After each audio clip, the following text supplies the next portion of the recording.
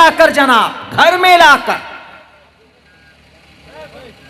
अगर घर में तस्वीर हो या कुत्ता हो, ला तदखुलुल मलाइकतु बैतन फीही कल्बुन औ तसावीरुन,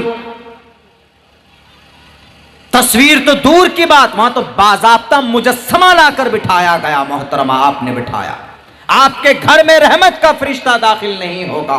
ला तदखुलुल मलाइकतु बैतन, अगर किसी घर में कोई इंसान तस्वीर लगाता है, नई तस्वीर लगा दो ताकि इस घर की खूबसूरती बढ़ जाए, या उस घर में कुत्ता पालता है, कुत्ते को बांध दिया, लाखों रुपए में खरीद कर लाते हैं टॉमी नाम देकर, सुबह शाम उसको नहलाते हो। दुनिया वालों, अगर तुम्हारे घर में कुत्ता है या तुम्हारे घर में तस्वीर है, तो ऐसी सूरत में उस घर में फरिश्ता नहीं आता। कौन सा? ला तदखुलुल मलाइकतु बैतन फीही कल्बुन औ तसावीरुन, जिस घर के अंदर कुत्ता या उसकी तस्वीर हो, कुत्ता या इंसान की तस्वीर हो, जीनत के तौर पर। हाँ, तस्वीरें कुछ ऐसी होती है, जरूरत वाली तस्वीरें, जैसे कि आपने छोटी तस्वीर बनाई, फोटो खिंचवाया, किस लिए? आधार कार्ड पासपोर्ट साइज के रख दिए, जरूरत के वक्त फाइल में रखा हुआ है, तो वो जीनत के लिए नहीं है, वह तस्वीर वो जरूरत के लिए। तो वहां तो जनाब मुजस्समा रखा गया, मुजस्समा बनाकर रखा गया।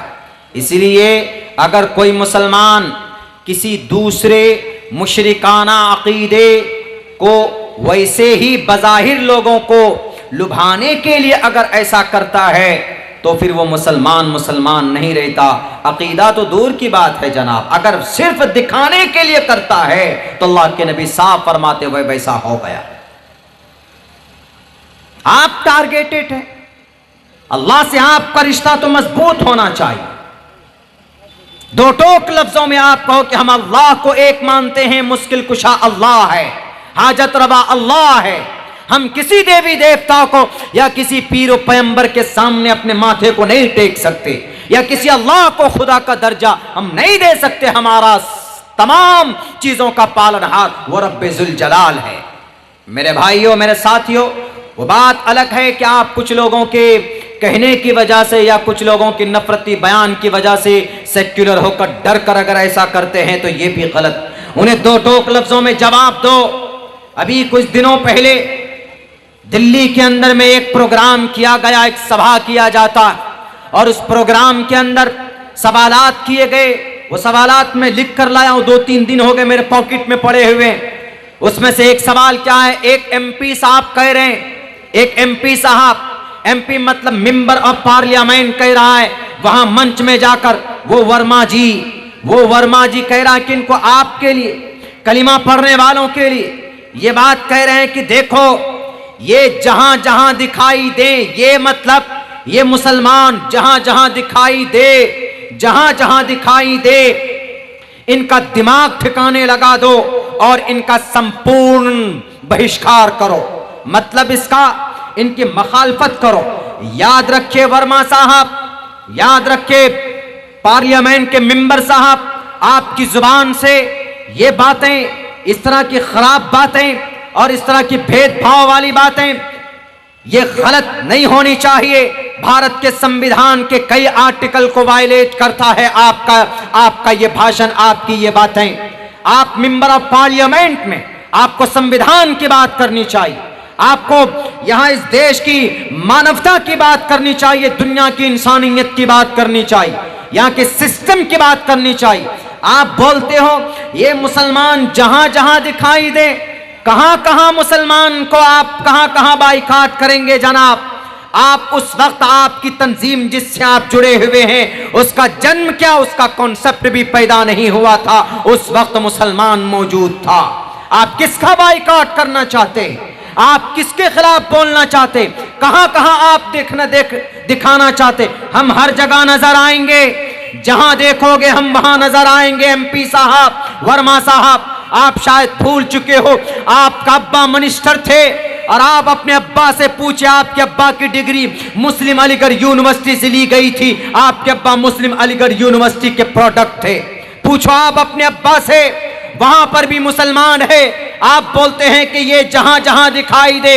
1906 में 1906 भारत के अंदर एक बहुत बड़ी कंपनी, बहुत बड़ी दवाइयों की कंपनी आज पाई जाती है जिसका नाम हमदर्द है। आयुर्वेदिक दवाइयों की, यूनानी दवाइयों की सबसे बड़ी फैक्ट्री 1906 के अंदर रजिस्टर्ड हुई और आज भारत के अंदर तरक्की में बहुत बड़ा योगदान रहा। 1906 में नजर आएगा मुसलमान। 1930 में जनाब हिमालय कंपनी बनाने वाला कौन? हिमालय कंपनी दवाइयों की एक बहुत बड़ी कंपनी है हिमालय।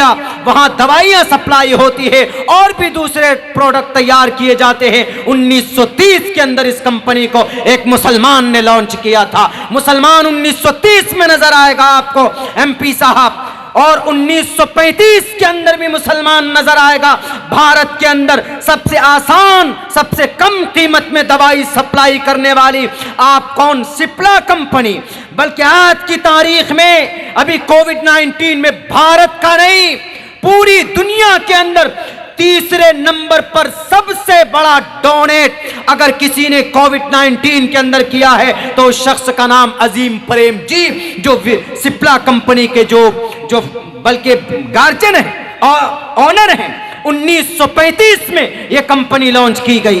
किन का बाइकाट करना चाहते आप किन की मुखालफत करना चाहते? मुसलमानों की। क्या मुसलमान कमजोर है? क्या मुसलमान कुछ नहीं बोलते? तो इसका यह मतलब नहीं कि मुसलमान इस देश के अंदर भिखारी नहीं है। कम से कम 1000 से अधिक करोड़ का ताउन पेश करने वाला यह अजीम प्रेम जी है। विप्रो कंपनी को इसके बेटे को लॉन्च करके उन्होंने दिया, अजीम प्रेम जी साहब ने दिया। और भी तारीख पढ़ो, कहां देखोगे जहां जहां दिखाई दो बोलते जहां जहां दिखाई दे वहां इनका बाइकाट करो। अगर आप देखोगे टेनिस की दुनिया में तो कलिमा पढ़ने वाला नजर आएगा। आप देखोगे बॉलीवुड की दुनिया में कलिमा पढ़ने वाला नजर आएगा।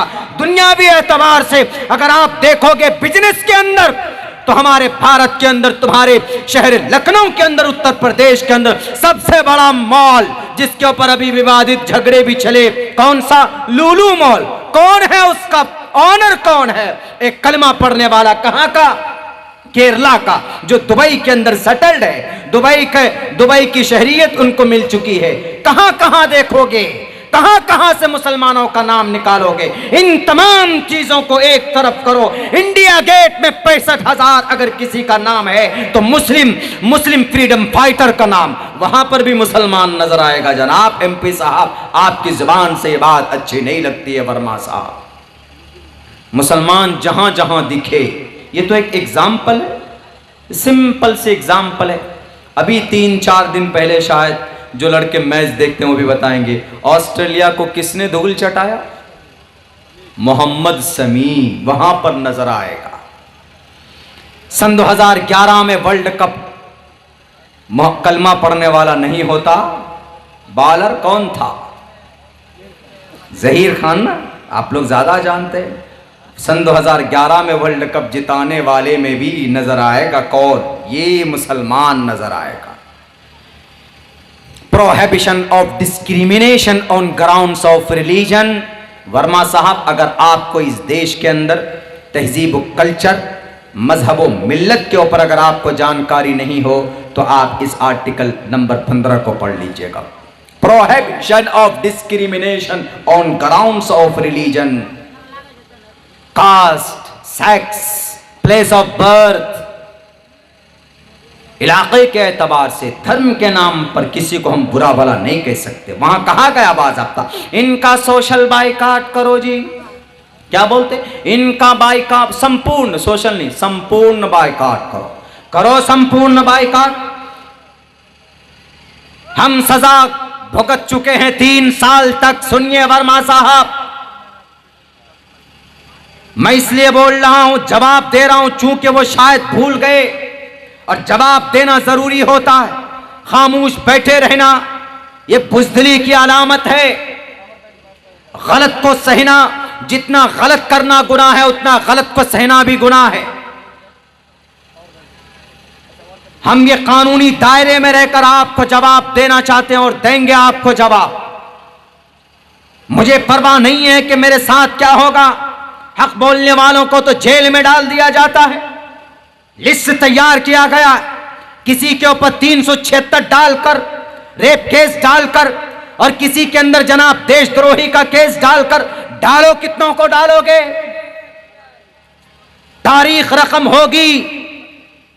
इस देश को अगर हमारे जेल जाने से अगर देश तरक्की करता है तो हम जैसे 100 नौजवान जेल के अंदर जाने के लिए तैयार।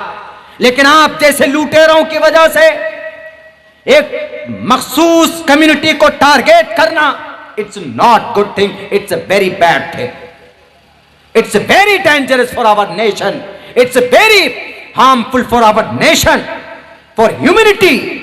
इंसानियत के लिए खतरा है, हमारे इस देश के लिए खतरा है। और सुनो, संपूर्ण बाइकाट करना चाहते हो। 3 साल तक हमारे नबी रहे थे, 3 साल।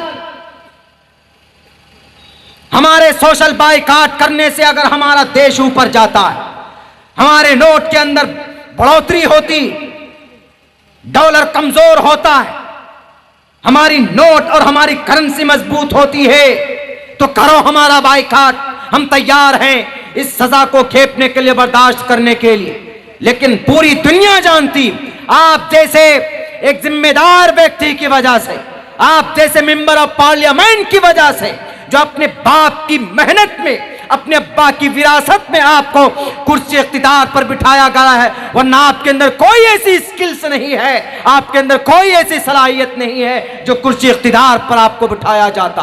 कभी मारने की बात करते हैं आप, कभी भगाने की बात करते हैं आप। ढूंढो तारीख, मैंने बताया है आपको भारत के अंदर कि जहां जहां ये नजर आए, देखो कहां कहां नजर आता है। जनाब आर्टिकल आर्ट्स में जाइए, अगर आप आर्ट्स में अदा में जाइए, अदाकारी में जाइए, तो देख लो फिल्म इंडस्ट्रीज के अंदर कलमा पढ़ने वाले छाए हुए।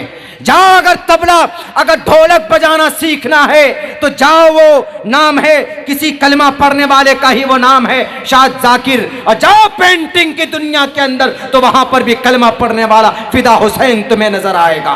कौन से मैदान की बात करते हो?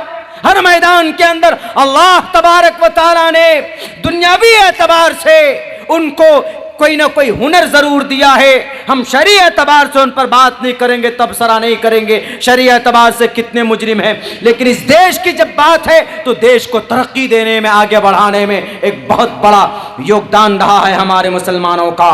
जाओ किनकी दुनिया में, वैज्ञानिक की दुनिया में जाओ, सबसे पहला मिसाइल बनाकर देने वाला कौन? कलमा पढ़ने वाला टीपू सुल्तान। दूसरे नंबर पर 5 मिसाइल बनाकर देने वाला कौन? Doctor APJ Abdul Kalam.